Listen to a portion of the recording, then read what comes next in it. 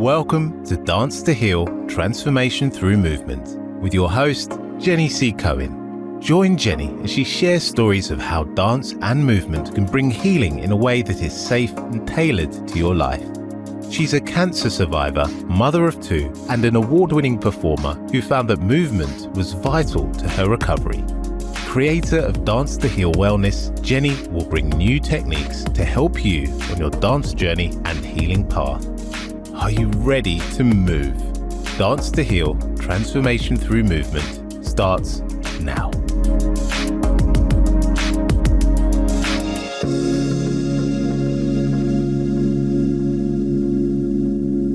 I love this introduction. Welcome to my talk show. I'm just so excited. Today is my second live broadcast with you.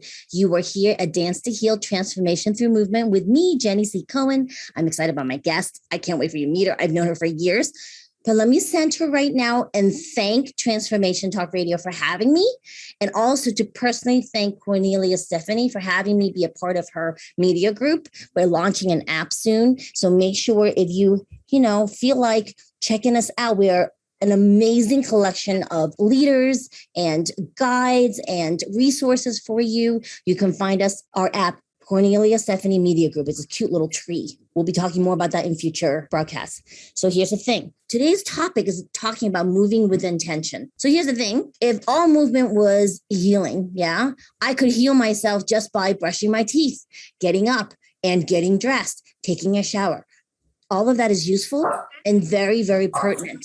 However, I want to take a step back and make sure that when we're doing those things, are we present? I'm usually not present. Honestly, I'm watching my K and C dramas, my Korean and Chinese dramas on my phone, or listening to music. Not necessarily has a way of being present, but has a way of distracting myself from my worries of the day, or maybe I didn't sleep well, or the future is scary because we happen to be in a pandemic. Yeah. So this episode this week, I want to explore being present with your movement. Now, here's the thing. All movement isn't necessarily healing either. Yes. And I speak on this because we just finished the Olympics, right? And we've been watching on the screen these high-end athletes who are my heroes, and I'm sure your heroes too. However, let's not downplay the amount of training and sacrifice that was essential for them to achieve these amazing, amazing feats of athleticism, discipline, and focus. I can speak on this personally because my children used to train at that Olympic level when they were youths. They both competed Junior Olympics. They did rhythmic gymnastics. Yeah. And I'm telling you, we really don't understand as muggles the extent of the movement and how high end and quite frankly, the damage that your body has to undergo to achieve that. Does that make sense? Dancers on the whole, to train at that high level for rhythmic gymnastics, for example, there's a very short lifespan where your body can take that level of abuse to do those amazing things. When I talk about a rhythmic, we're talking about a combination of contortion and skills with a ribbon, a hoop, a clubs, a ball, a jump rope. I don't know how. I know how. We used to train with that, right? They would get this jump rope to act like it had a mind of its own, and it would do these amazing things. Now, I want to give absolute props to athletes like Simone Biles and Suni Lee, and also the sacrifices that their families made for them to achieve those goals. Yes. I remember as a youth, 30 something years ago when I was in college and I trained as a coxswain in crew. Crew is that flat boat with the people rowing. Yeah. It was incredible. The amount of Logan wants to say hi. That's one of my Wolverine kitties.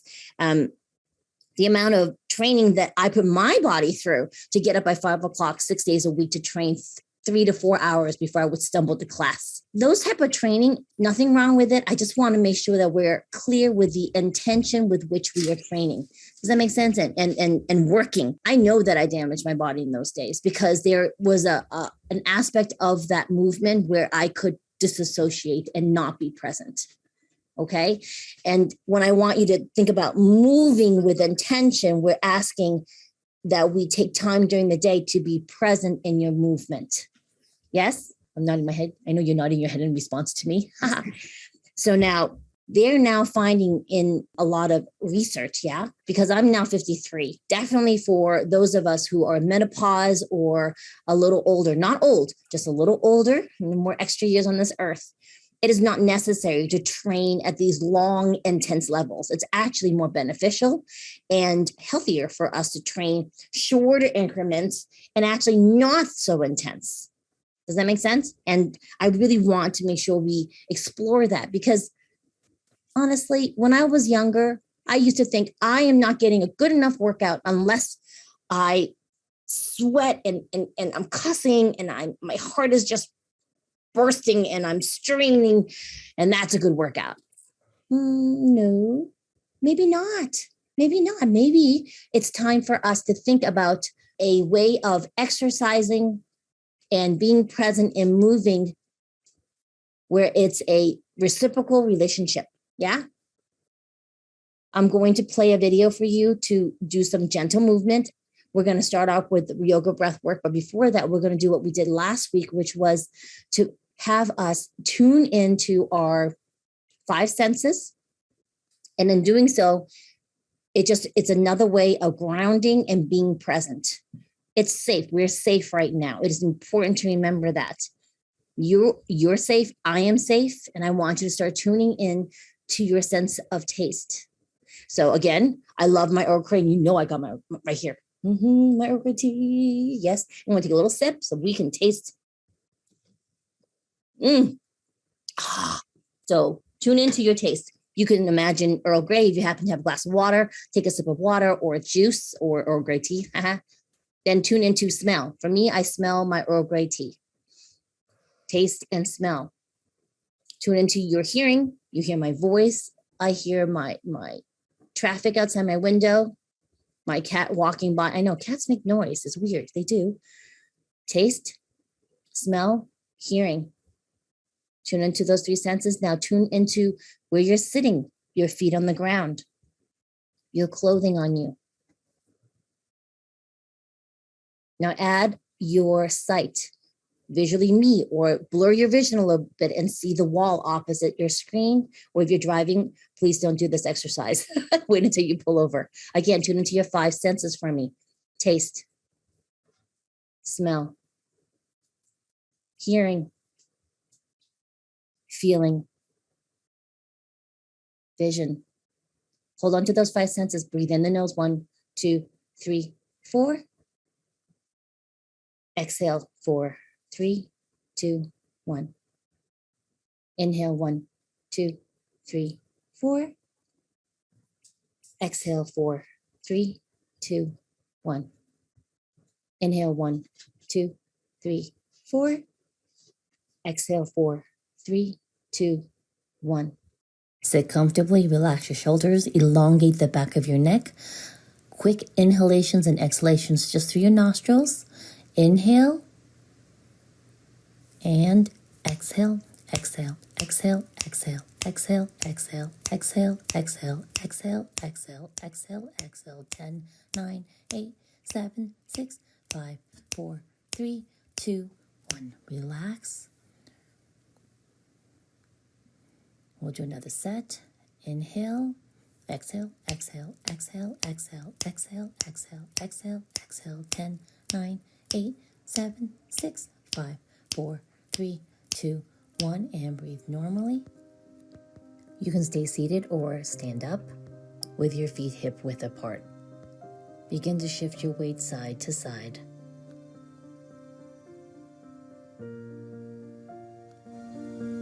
Now front to back. Rocking front to back. Soften your knees. Just melt down to the floor.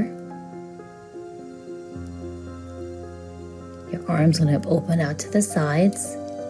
Let your shoulder blades slide down your back. Cross in front. Again, open to the sides and cross in front. Bring it down to your body and then cross in front. With a little softening of the knees, bring them back down. Palms down, then palms up as they come down from the sides. Step your feet apart. Engage your core, lengthen your back. Soften your knees, reach forward with both arms. Soften, and hold here. Engage your core, keep breathing in the nose, out the mouth. Curve your hands in like you're holding a beach ball. Engage your core, stretch your arms out, open out to the sides, come up. Shoulder rolls, front to back, with a little bit of a lean to the side. Add in your upper body, sway a little bit, leading with your rib cage.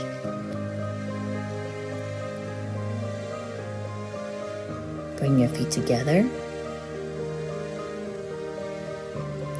Breathing into the nose. 1, 2, 3, 4. Exhale. 4, 3, 2, 1. Inhale. 1, 2, 3, 4. Exhale. 4, 3, 2, 1. Inhale. 1, 2, 3, 4. Exhale. 4, 3, 2, 1.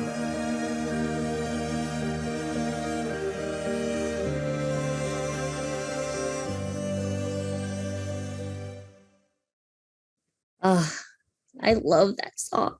I performed to it innumerable times, and it just gets me here every time. I welcomed you to purchase that also yourself. It is The Rose in Morocco by Aziza off of her Promise CD.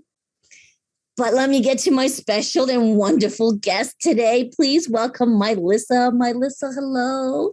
Hi. So Mylissa is calling in from Vegas. Yes, I'm here in Vegas. Yeah. Viva Las Vegas. Oh, okay. She's not going to sing for me much longer. I like that. All right, now listen. Will you please tell my wonderful audience, you were in news. You were a news production director. Yes. And what like, that's so cool and exciting. Yeah, actually, my sister and I switched careers. So she was a dance major in high school, and I did theater. And then when I went off to college, I started doing film. Long story short, I ended up in an elective course, which was a belly dance class.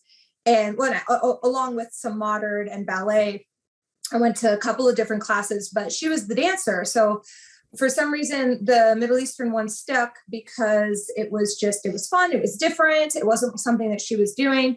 And oddly enough, we switched careers. So now she's out in Hollywood and I'm a dancer in Las Vegas. So, and then I was in production I still was doing it while in school. And I was a news director at our local ABC affiliate here in Las Vegas. So I was working at Channel 13 for about 6 or 7 years. So really exciting. I really loved the job, but then the news, there was a part of you it was just kind of like disconnected at the time because, I just wasn't feeling fulfilled. And one day I just decided to leave production and I was like, I'm going to go dance. And so I've been dancing ever since. So tell our audience, what do you mean by you dance? And like, what does that entail? What is your job? That is an interesting question. Let's say, for instance, yesterday I was a music editor and a coach. Dance doesn't just entail the movement as much as it's a mental project as well. You have to learn audio, like tech stuff, like we're here now. And there's just so much there, directing, producing shows, managing other dancers, you're constantly working with your body. So like, you've got to maintain that as well, which is, not always fun when you love food. like I do. Hey. Yeah. So dance it's a full-time job. Like there's a whole lot that goes into it. You know, I supplement by working and helping manage the restaurant that I actually started dancing in about 12 years ago. So now I'm kind of part of the family, and so I help them out as much as I can. Which restaurant is that? I know which one is, but tell our audience. That's the Olive Mediterranean. I'm there all the time. So like they're, you know, a huge part of my life and my family. So, but yeah, I've been at the Olive. I do a couple of different restaurants too in town here and there, just whichever ones kind of pop up, but I've been there for a really long time. So yeah. So you can definitely find Mylissa at the Olive every Sunday, correct? Yes. Sometimes you perform and sometimes you have guest performers. Yeah, so it just depends. I'll do like different types of shows. I'll host shows there as well. So like we'll host like some of like the events from other dancers in town. We'll have different things because there's a stage. It's kind of a music venue. So there's like a stage area. And so they can definitely come and perform. And I host other dancers. And if you're in town and you want a place to dance and you're, you know, in Vegas on Sunday, I encourage everybody to come on over and bring a costume, you know, like, you know, come and enjoy the sounds of live music. Yes, I've performed there before. I got to do it to recorded music, but there was live music afterwards. It was amazing. Yeah. Oh yeah. Yeah. It's so much fun. And then, you know, especially in groups and stuff, we always enjoy a good time there. So yeah, I mean, there was this past year, you know, since we're in like dance through healing, there's been a lot of having to heal, especially through there, because we had a pretty bad tragedy with the family that I work with. And it was, it really hit close to home. I mean, obviously it was my second family in this circle. And so it took a lot out of everyone, you know? And so I think just now we're starting to kind of like, I don't know, like revive our spirits a little bit. And it takes a little bit of motivation. It took, you know, me dancing with Sadie and Sherry recently to kind of like help my spirits. I joined a Zill challenge. I was dancing with Cabernet Dance. It just started like spiraling. But for the past year and a half, I mean, I think everybody can relate, like life just wasn't normal, you know, or the same. And it was hard to kind of like get back into, you know, production yes. for the most part. Yes. So I want to explain to our audience, live and also recorded, right?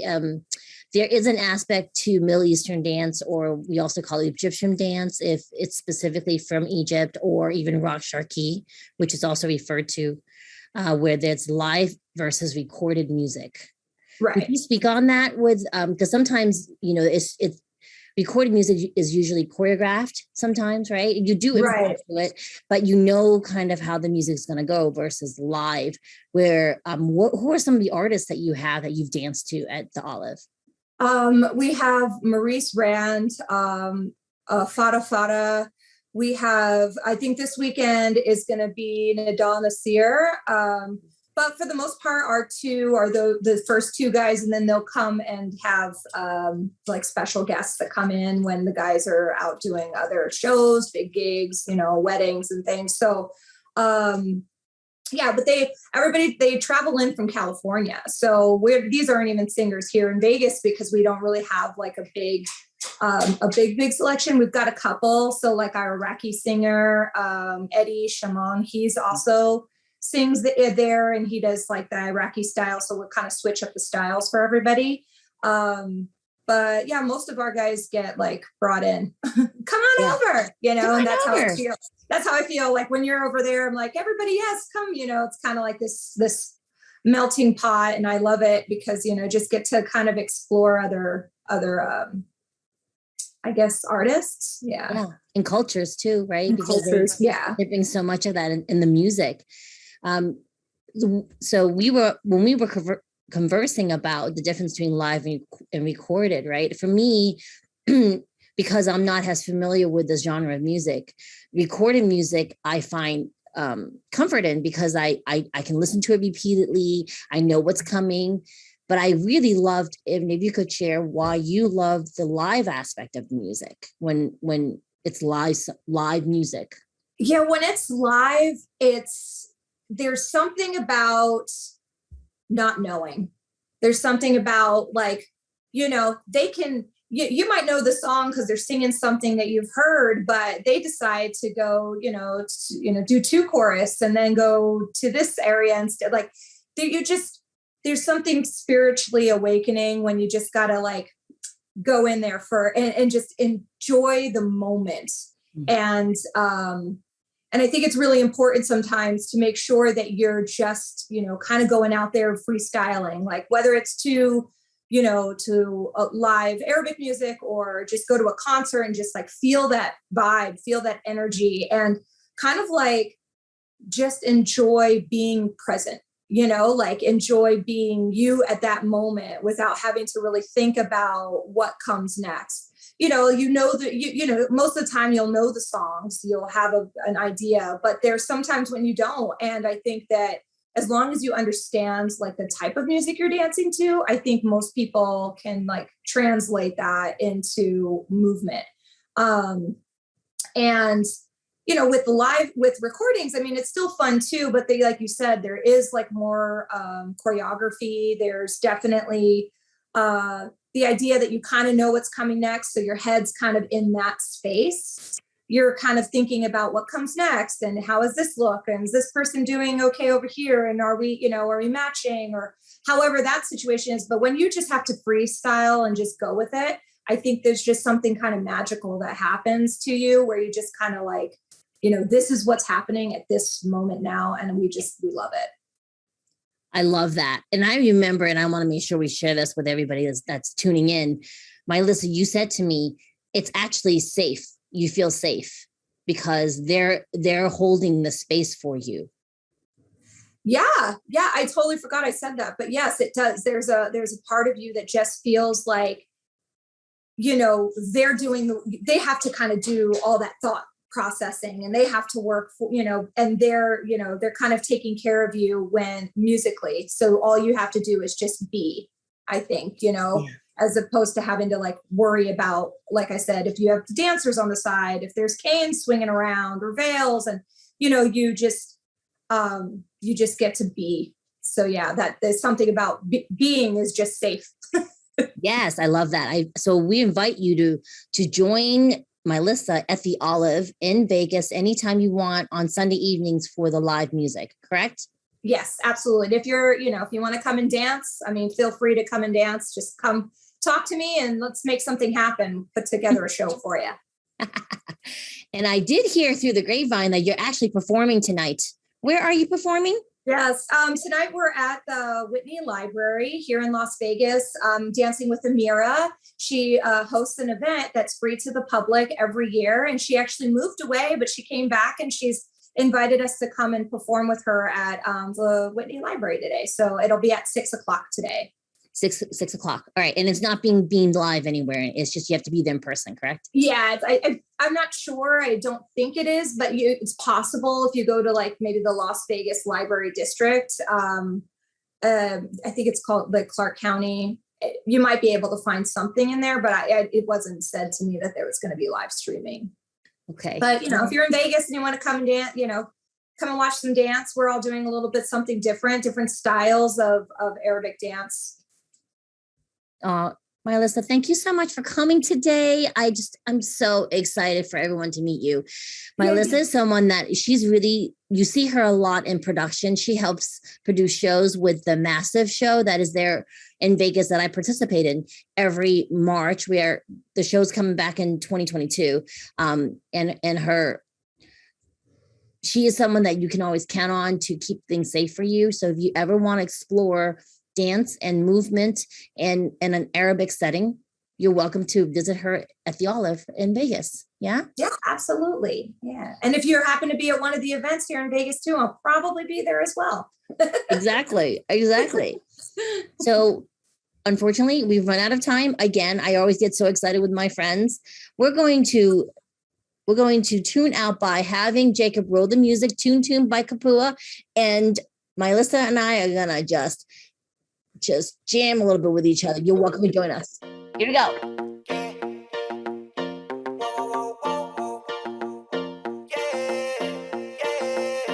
Girl, it's not too late. Come on the dance floor. Girl, it's not too late. Come on the dance floor. Keep your eyes on me while you make your way, yeah. Keep your eyes on me while you make your way, yeah. Now rock your boy. Thanks for listening to Dance to Heal, Transformation Through Movement with me, Jenny C. Cohen. Come back next time to hear more stories of recovery through movement and learn more ways that you can move your body to find healing on transformationtalkradio.com. To work with me and continue your journey, visit jennyccohen.com. Are you ready to move?